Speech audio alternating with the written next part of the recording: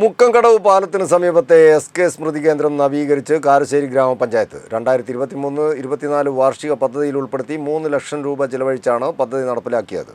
നവീകരിച്ച സ്മൃതി കേന്ദ്രത്തിന്റെ ഉദ്ഘാടനം ശനിയാഴ്ച നടക്കും.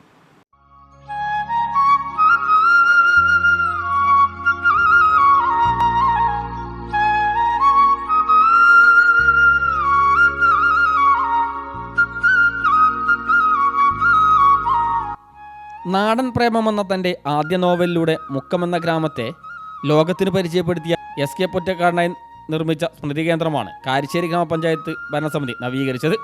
2023-24 വാർഷിക പദ്ധതിയിൽ ഉൾപ്പെടുത്തി 3 ലക്ഷം രൂപ ചെലവഴിച്ചാണ് പദ്ധതി നടപ്പാക്കിയത്.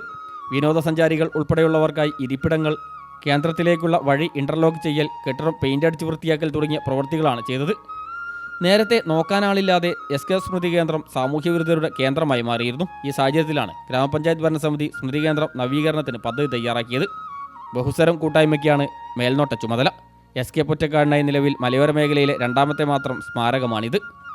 News bureau, Mukkam.